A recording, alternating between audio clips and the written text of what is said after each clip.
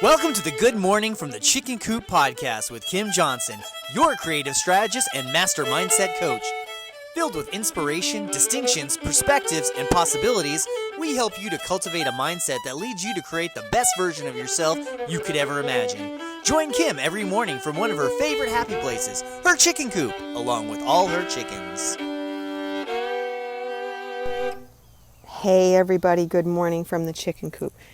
Today we are continuing our series on stress, and we're talking about filling yourself back up. So what do I mean when I say filling yourself back up? Well, I'm talking about doing the things for you that make you happy, that you know are healthy for you. I'm not talking about filling yourself back up with things that are not healthy for you. I'm talking about the things that are good for you, good for your soul, things that make you feel great.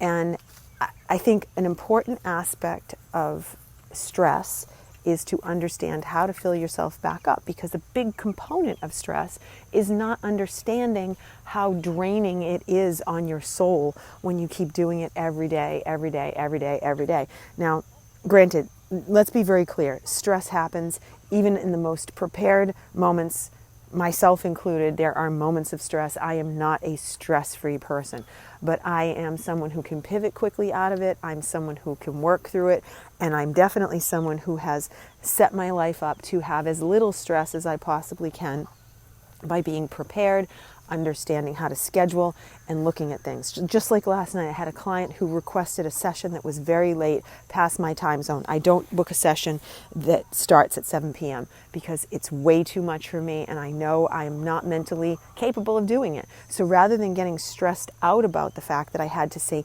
no to them, what I basically just said was, I'm sorry, I'm just no good at 7 p.m. I won't be mentally present, so we can't do it then. We have to find another time. And that's the truth. And when you tell the truth, it takes away a huge moment of fear in something, because I'm not going to show up well. Now, granted, do I think she's going to go somewhere else? No, because I'm telling the truth and I want to give her the best possible experience I can, and she knows that. So we're going to work on that today to figure out something of a time for her. But in any event, back to filling yourself back up. One of the most important things that you can do is look for the things that fill you up. One of the reasons that I record out here in the chicken coop and that I have these chickens to begin with is because they bring me so much joy. You know, I had them when I was a child, and it was disastrous. It was great in the beginning, and then it ended in a very, very disastrous way. And they were all killed by a neighbor's dog. And I was so sad, and I so wanted to do it again and have more of them. And my mother was absolutely insistent that we not do it, because she said, no, this is it. The dog is still there. The dog is going to do it again. And I'm like, well, can't we have it in a place where they won't get to him? No, the answer was just no.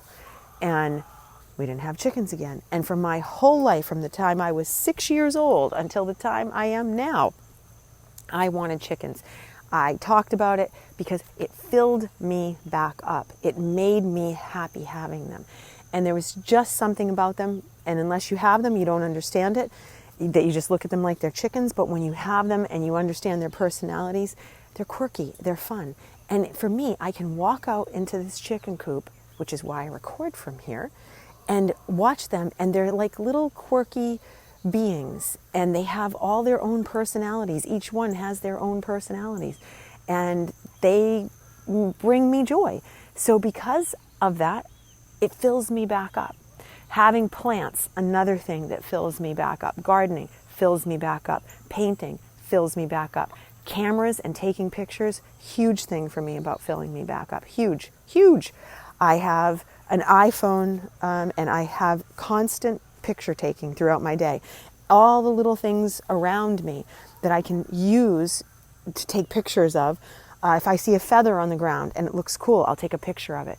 And those are moments of mindfulness that I capture visually for myself. And I can put those in my phone, revisit those throughout the day, which I do. And funny enough, my family has a habit of grabbing an iPad at night and looking at pictures all the time. So we have probably, I think I'm up to 80,000 photos legitimately in iPhone, and not just in my iPhone, but in the cloud.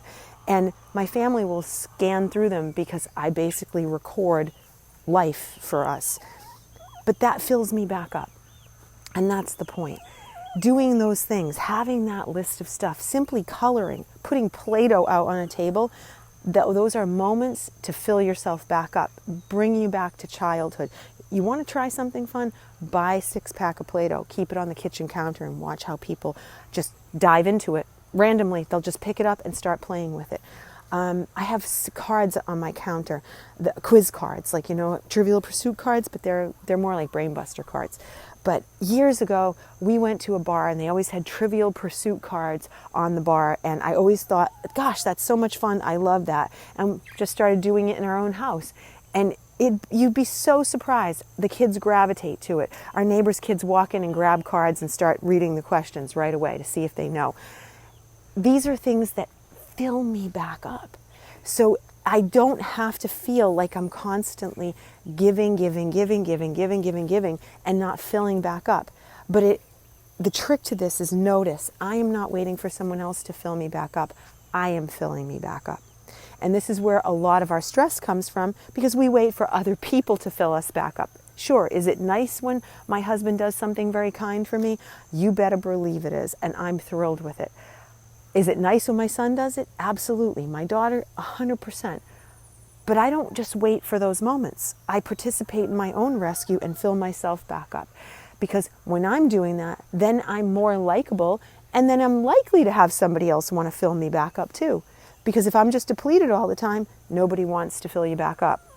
So work on this.